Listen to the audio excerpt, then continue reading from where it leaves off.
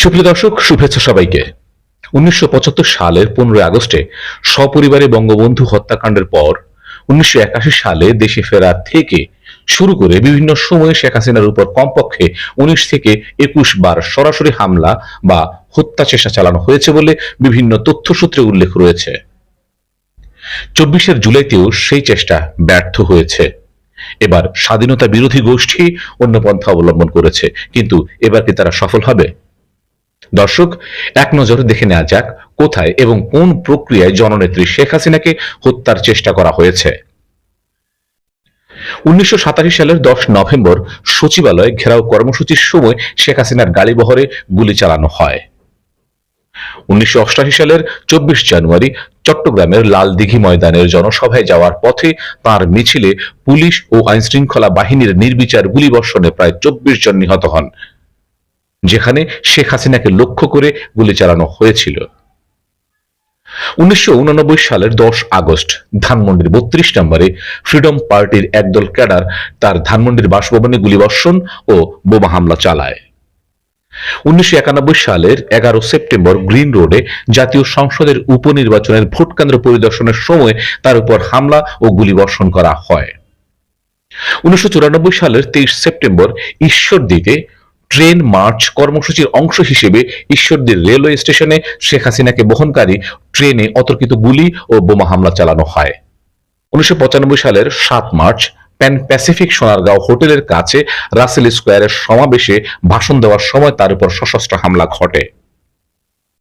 ১৯৯৬ সালের ৭ মার্চ বঙ্গবন্ধু এভিনিউতে এক জনসভায় বক্তব্য দেওয়ার সময় তার মঞ্চ লক্ষ্য করে গুলির ঘটনা ঘটে। ২০০০ সালের ২০ জুলাই কোটালীপাড়া গোপালগঞ্জ শেখ লুৎফর রহমান সরকারি কলেজ মাঠের জনসভাস্থলে ৭৬ কেজি ওজনের শক্তিশালী বোমা পুঁতে রেখে তাকে হত্যার পরিকল্পনা করা হয়, যা আগেভাগেই উদ্ধার করা হয়েছিল। ২০০১ সালের ২৯ মে রূপসা সেতুর উদ্বোধনী ফলকের কাছে তাকে হত্যার উদ্দেশ্যে আগে থেকেই পুঁতে রাখা বোমা উদ্ধার করেছে পুলিশ। ২০০১ সালের ২৫ সেপ্টেম্বর সিলেটে নির্বাচনী প্রচারণার সময় আলিয়া মাদ্রাসার মাঠের জনসভাস্থলের অদূরে বোমা বিস্ফোরণ ঘটে, যাতে কয়েকজন নিহত হন। ২০০২ সালের ৪ মার্চ নওগাঁ যুবদলের ক্যাডারদের দ্বারা তার গাড়িবহরে আক্রমণের ঘটনা ঘটে। ২০০২ সালের ২৯ সেপ্টেম্বর কলারোয়া সাতক্ষীরায় ধর্ষণের শিকার এক গৃহবধূকে দেখে আসার পথে কলারোয়ায় শেখ হাসিনার গাড়িবহরে হামলা ও গুলিবর্ষণ করা হয়। ২০০৪ সালের ২ এপ্রিল গৌরনদী বরিশালে তার গাড়িবহরে গুলিবর্ষণ করা হয়।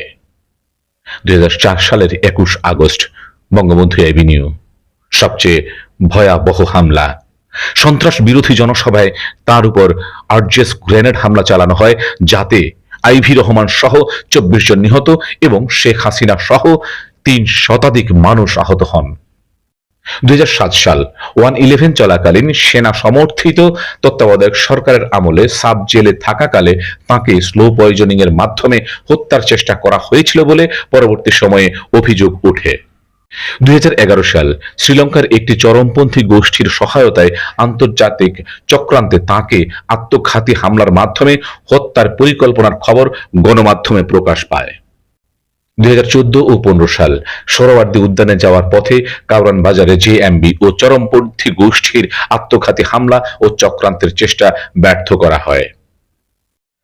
এবার তারা সেই ৭১-এর স্বাধীনতা বিরোধী গোষ্ঠী শেখ হাসিনাকে জুডিশিয়াল কিলিং এর মাধ্যমে হত্যা করতে যাচ্ছে।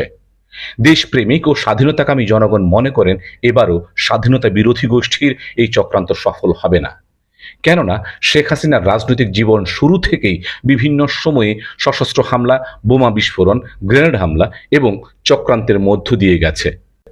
এর মধ্যে ১৯৮৮ সালের চট্টগ্রাম লালদিঘির ঘটনা, ১৯৯৪ সালের ট্রেনে হামলা এবং ২০০৪ সালের ২১ আগস্টের গ্রেনেড হামলা ছিল সবচেয়ে মারাত্মক ও ভয়াবহ।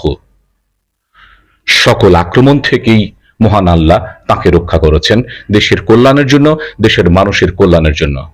প্রিয় দর্শক, সাথেই থাকুন। জয় বাংলা, জয় বঙ্গবন্ধু।